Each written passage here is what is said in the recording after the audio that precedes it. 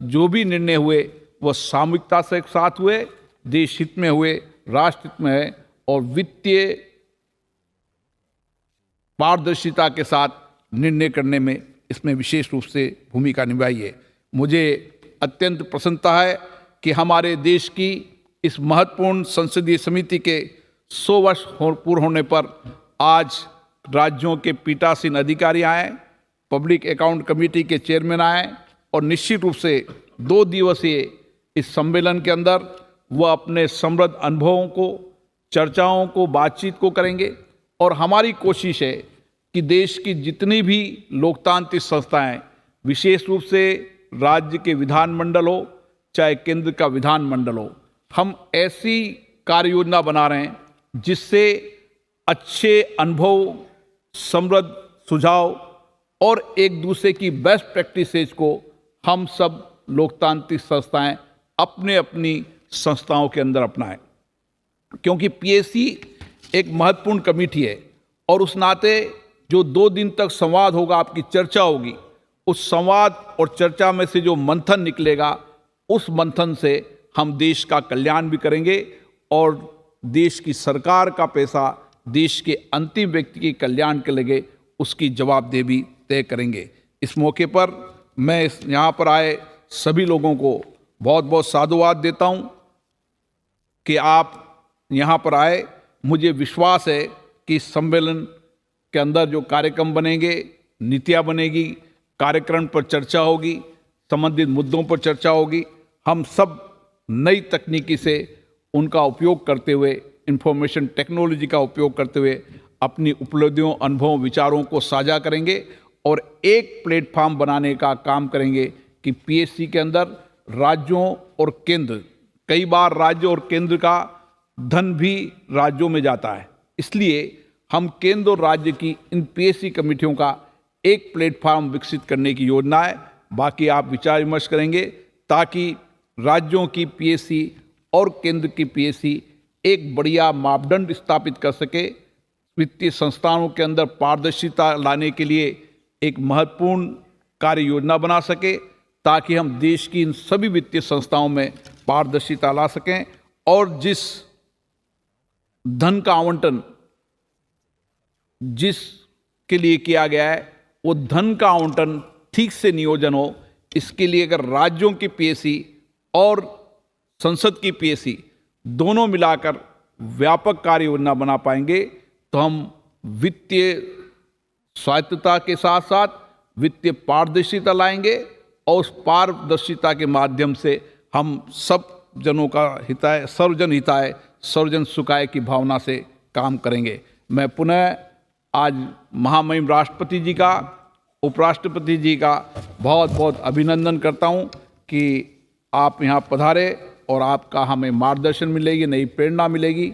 आपके मार्गदर्शन और प्रेरणा से हम इस अमृत महोत्सव के अंदर नए उत्साह के साथ काम करेंगे। आप सभी को बहुत बहुत धन्यवाद।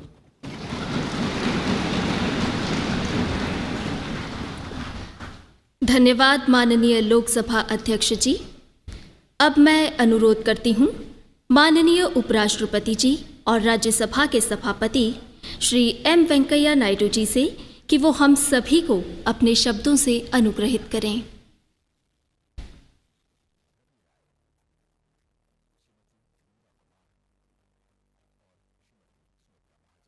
महामहिम राष्ट्रपति जी, लोकसभा के माननीय अध्यक्ष श्री ओम बिरला जी, सम्मानित मंत्रीगण, सम्मानित सांसदगण, गणमान्य अतिथिगण, बहनों और भाइयों, आप सभी को नमस्कार करता हूँ और शुभकामना देता हूँ। My dear members of Parliament, representatives who have come from various state assemblies, as the chairman of the Public Accounts Committee, the honorable speakers of Legislative Assembly of different states, and also the all other concerned with today's function. The development that all nations aspire is all about mobilization and availability of precious resources and their effective utilization. What differentiates the development and the developing economies is this capital base and also its best use. Highlighting the importance of resources, the renewed Kautilya said more than 2000 years ago, the book Ardhashastra, that Kosh Purva Sarvarambha are all state activities depend first on the treasury.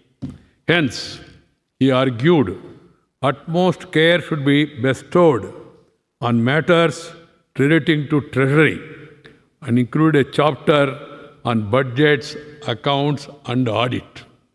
2000 years ago. About 35 years back, the then Prime Minister, Sri Rajiv Gandhi, noted that every rupee spent, only 16 paise goes to the people. It was a well-meaning statement, not to defame anybody. The idea is to stress on the importance of reaching out to the people.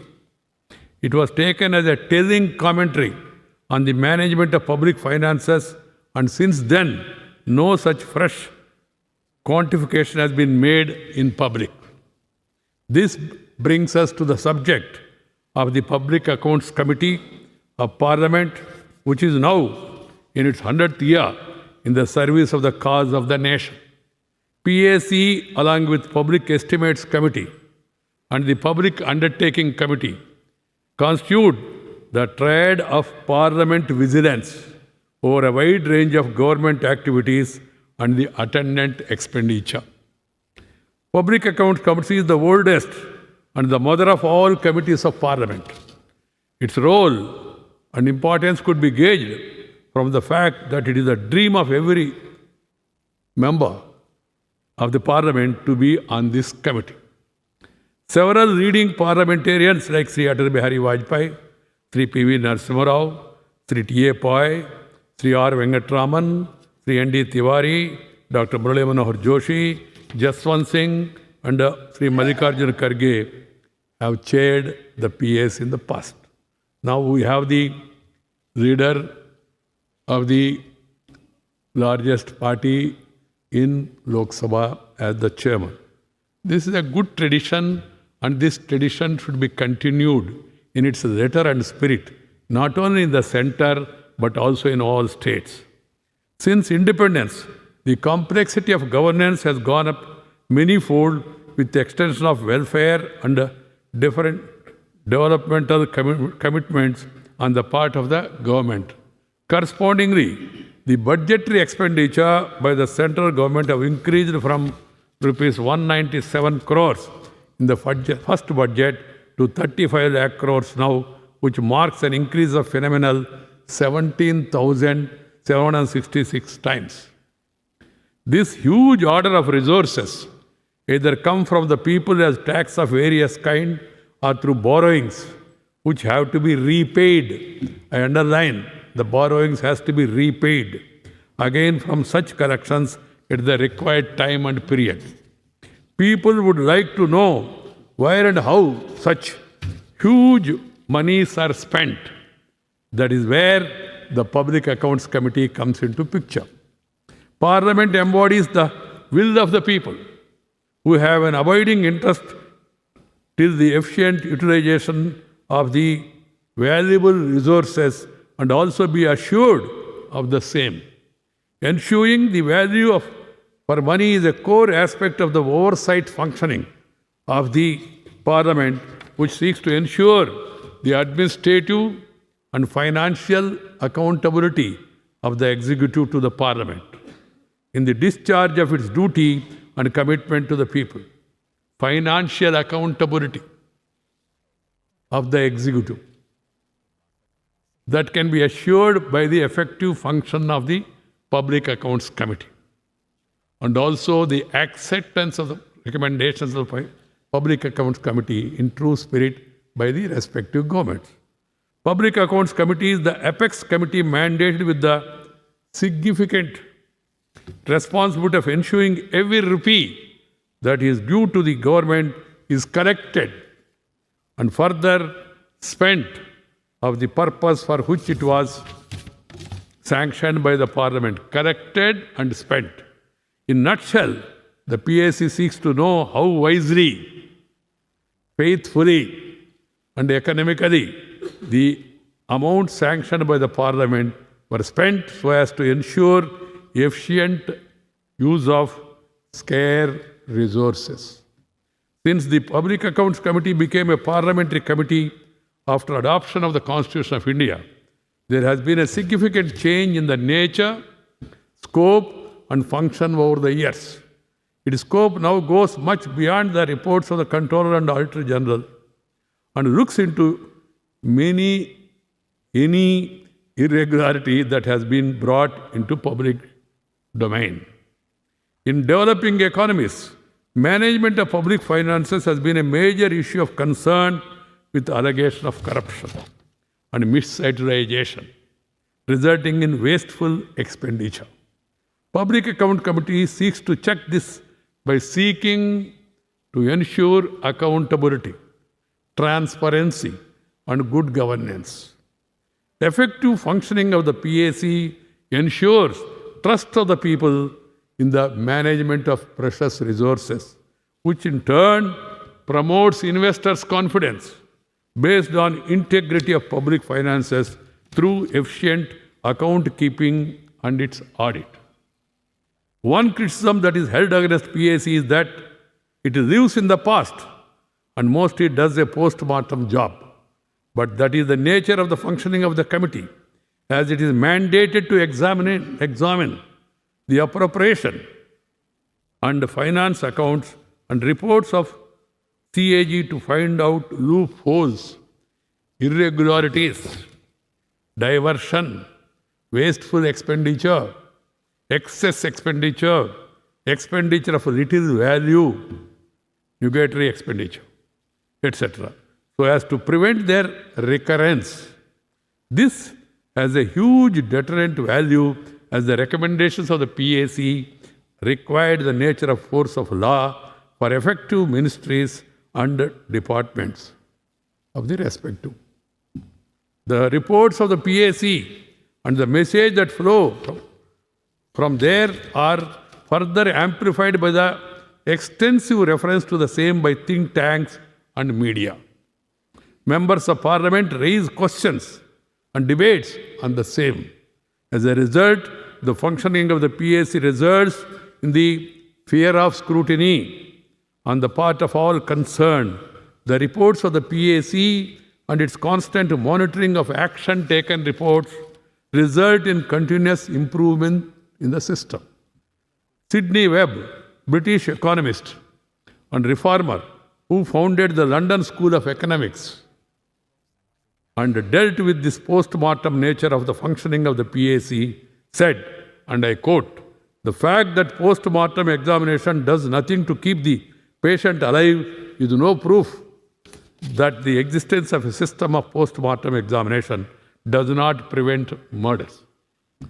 He implied that PAC can prevent murders. Possible, besides critical examination of the functioning of the government with regard to spending and management of public finances, the PAC is essentially also a partner in improving the systems and financial discipline. Late Sri Atal Bihari Vajpayee, Prime Minister at the time, as chairman of the PAC subsequently, said in 1993, and I quote, "Though it is in the nature of working of the PAC to be critical in its approach, we have struck a balance and functioned as a partners with government in the common endeavor of bringing out improvements in the existing system. Partner with the government. All these years, PAC has detected many financial irregularities, procedural lapses, executive delays, and even cases of lack of coordination between different government departments. It has also earned a reputation of impartiality, firmness, and grasp of details. By doing so, the PAC has enhanced the respect of the people for the oversight functions of the Parliament. To give a brief account of the contribution of PAC over the years, based on its recommendation, the ministries departments are now furnishing action taken reports on the audit paras not selected by the committee for examination. Since 1982, which was not case before, ATRs on audit paras are now required to be submitted within 4 months.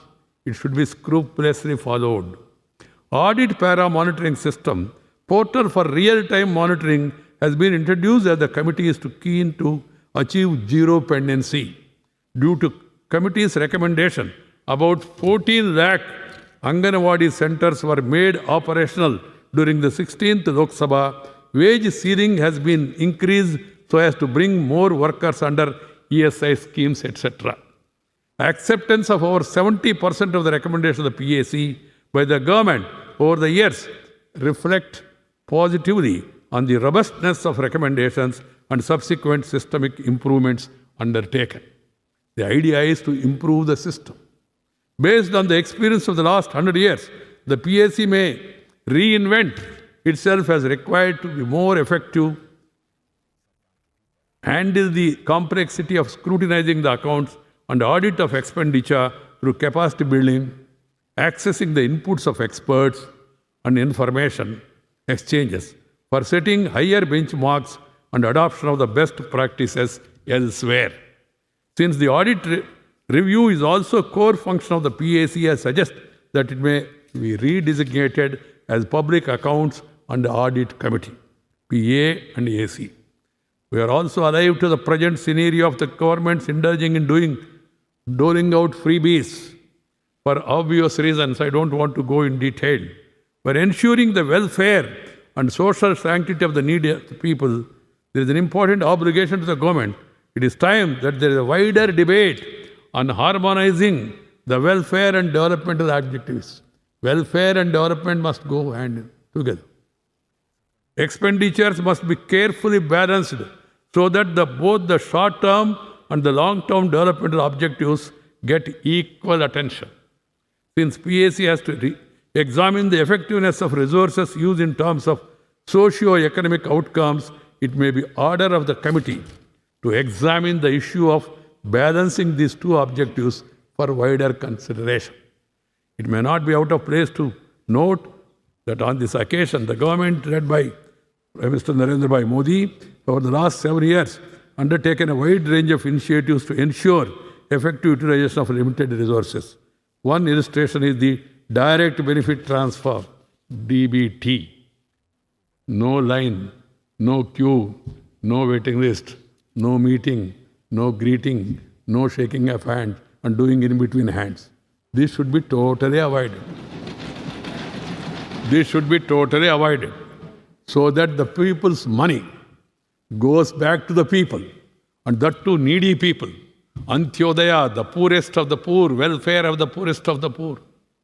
And also balanced developmental agenda so that people can stand on their own. This country has got great potential.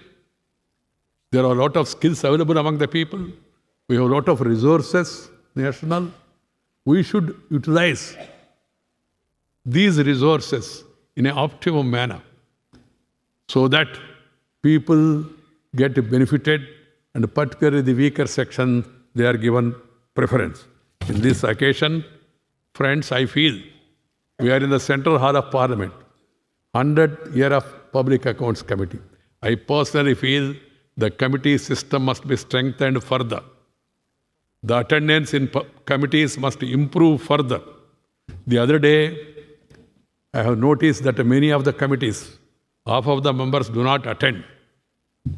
It's a time for introspection. I was hesitant to appoint the same members to the same committee who did not even attend 2 of the 22 committee meetings. But there was criticism that it's being delayed. The idea is to see that this opportunity is provided in the committee system. In the committee system, as was explained by the Public Accounts Chairman, Sri Adhir Ranjan Chaudhary, you debate issues without any political listing. And it is closed. It is not open to media. So politics do not come normally, and people discuss issue on merits. So maximum attendance, unbiased discussion, and also trying to be partners in development along with the government, along with the parliament. That should be the motto of these committees. So everyone should utilize this occasion. Second suggestion of mine is that the parliament also, I am the chairman of the Rajya Sabha, speaker also is very much here. The parliament should meet minimum 100 days a year. This should be followed by all. You are in opposition, you demand 100 days. When you come to government, you don't bother about it. This attitude by anybody is not going to help. All the political parties must have a consensus. And also state assemblies should also meet minimum 90 days. Because there are a lot of agenda for the state assemblies also. And more discussion, more and more scrutiny, enlightened discussion, good ideas will come. And those ideas will be useful for the government. Why should anybody be afraid of debate? And the third is, when I suggest this to some people in the government, they say, sir, even the time that is allocated, the days we are meeting, House is not functioning. So this also should be taken care. The House should function effectively, function meaningfully. That should be the attitude of all. We are forgetting political parties. Yes, we are in a political system. Politics naturally will be there. But at the end of the day, people's welfare, country's progress, and also the image of parliament and assemblies has to be kept in mind. On this pious occasion of 100 years of a committee, that every one of us sitting here in this central hall, we have galaxy of leaders' photos here. We have great leaders who have contributed to the value of debates of the Constituent Assembly. We draw inspiration from them. It is not for just offering lip sympathy or services. We must take those debates, these expectations seriously, honestly, and see to it that we all perform our responsibilities. Discipline, time sense, ethics should govern all of us in public life because we are leaders. Every MP also is a leader, MLA is a leader, minister is a leader. So people look to leaders for guidance. We should not disappoint them. Thank you very much. On this occasion, all concerned should introspect and do the needful to enable the Public Account Committee to reinvent itself so as to more effectively discharge its mandate in the ultimate service of the people of our country. Thank you very much. Jai Hind.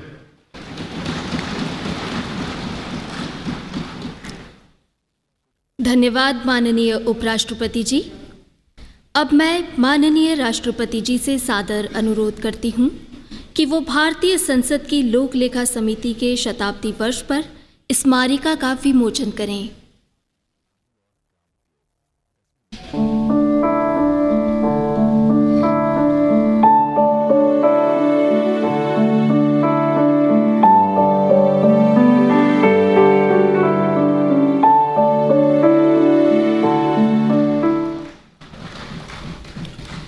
अब मैं माननीय राष्ट्रपति जी से सादर आग्रह करती हूं कि वो लोक लेखा समिति की यात्रा 1921 से 2021 तक की प्रदर्शनी का उद्घाटन करें।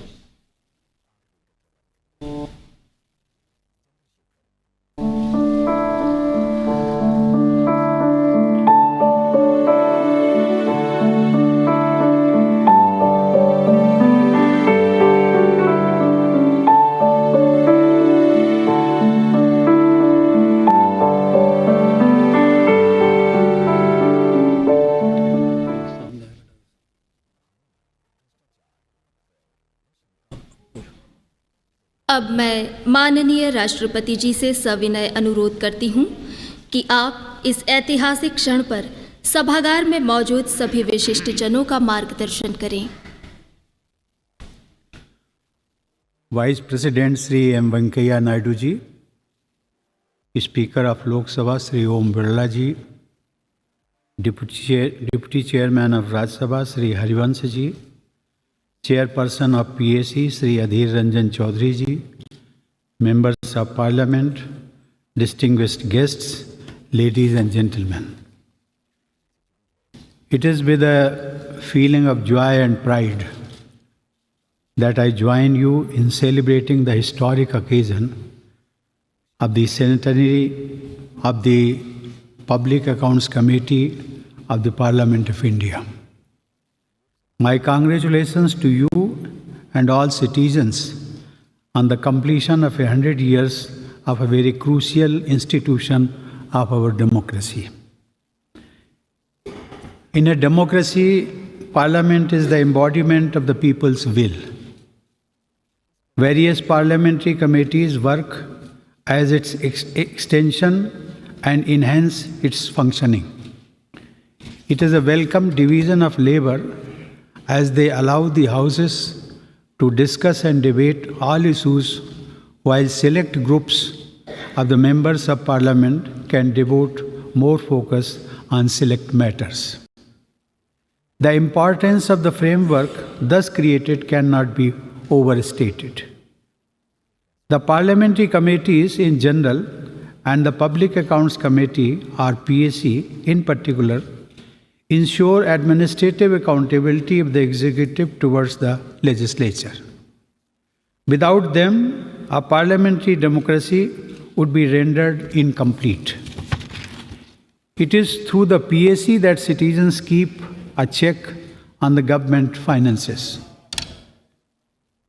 Ladies and gentlemen, this day is a landmark in the evolution of our democratic systems. The Committee on Public Accounts was first constituted in 1921 after the Montauk-Chelmsford reforms, making it the oldest parliamentary committee. In those days, of course, the committee had a different mandate. After independence, its role changed and it continued to evolve.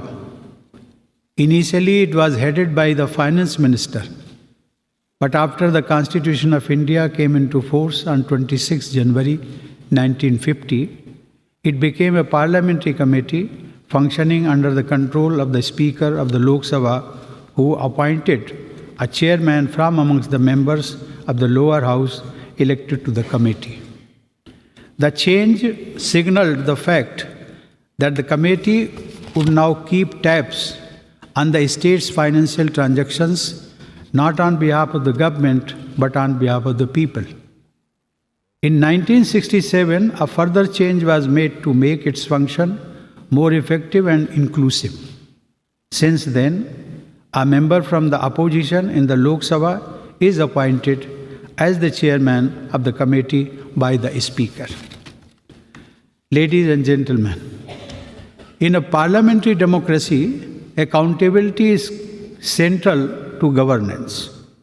Therefore, it is obvious that a committee of people's representatives doing scrutiny of public accounts plays an important role.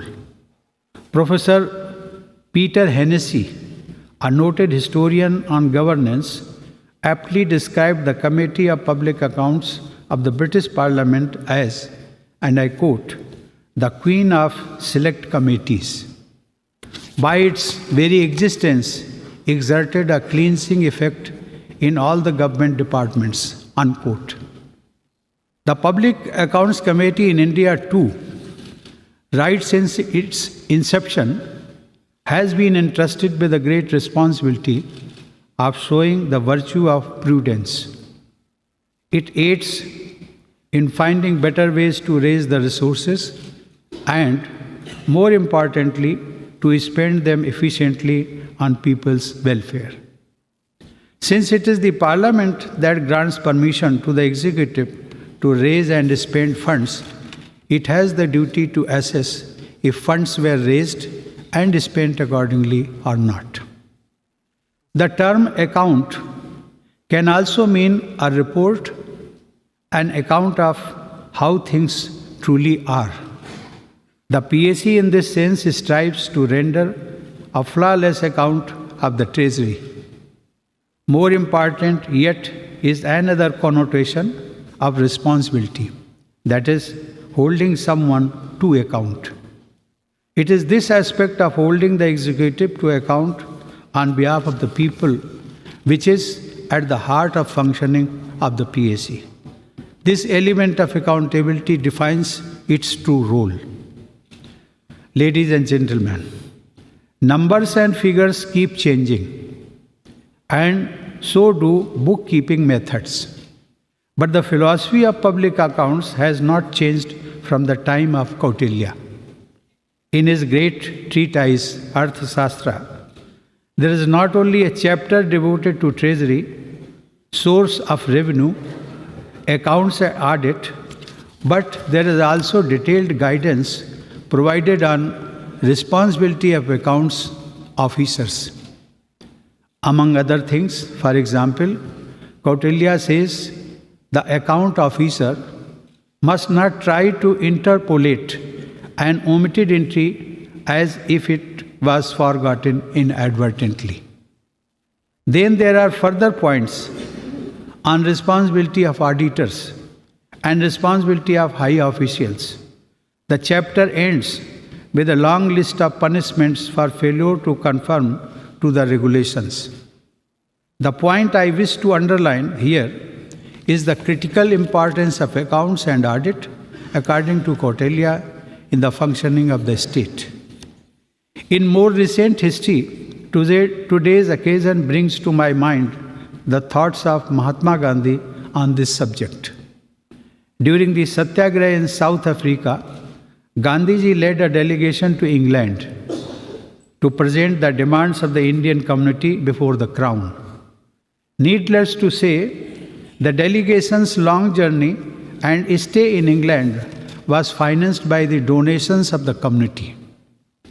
And Gandhiji was so careful in keeping accounts of the funds the community had given that he writes, and I quote, "We preserved even such trifling vouchers as the receipts for the money we spent in the steamers upon, say, soda water.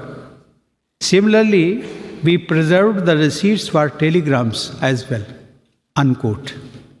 I would like to further share what the Father of the Nation has to say as he expands the theme. I quote, "We are not the sole proprietors of our acquisitions. Our family is a co-sharer of them along with ourselves. We must account for our single pie for their sake. If such is our responsibility in private life, in public life it is all the greater. I have observed that voluntary workers are apt to behave as if they were not bound to render a detailed account of the business or monies with which they are entrusted." Unquote. In a sense, Gandhiji considered account keeping as essential to a clean public life as cleanliness is in social life. Ladies and gentlemen, the PAC, I am happy to say, has lived up to such lofty ideals and expectations. Its record over the decades has been commendable and exemplary. Its functioning has been praised by independent experts too. Many luminaries, including one of my predecessors, Sri R. Venkataraman, and three of our former Prime Ministers, Sri Atal Bihari Vajpayee, Sri P.V. Narasimha Rao, and Sri Inder Kumar Gujral, served on it. Since 1952, it has presented 1,671 reports to the Parliament. It has examined public expenditure not only from a legal and formal point of view to find out technical irregularities, if any, but also from the point of view of the economy, prudence, wisdom, and propriety.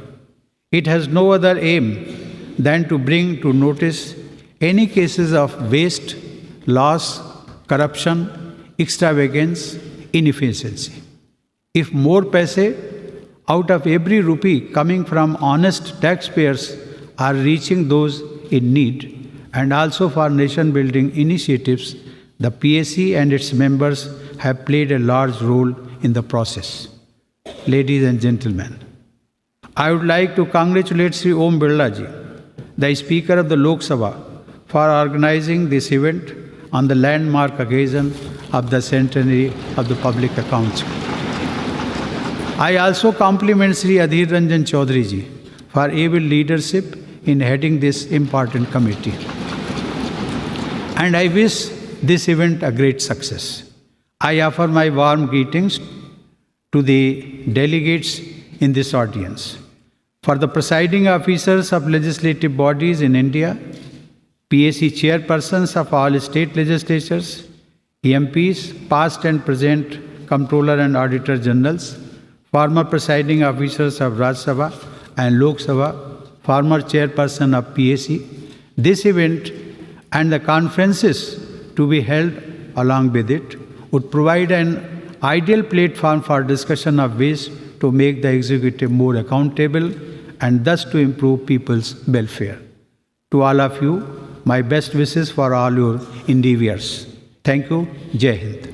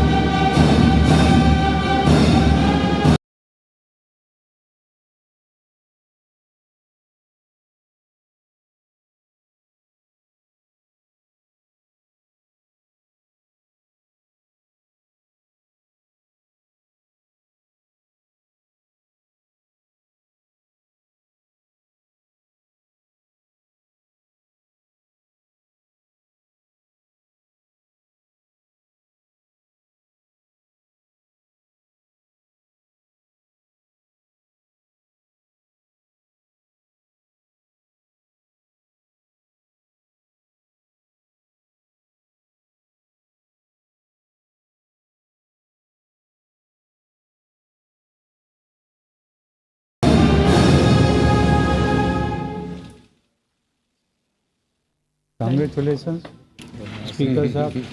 Adhir Ranjan ji. आदिर रंजन जी का एक है Today is his day.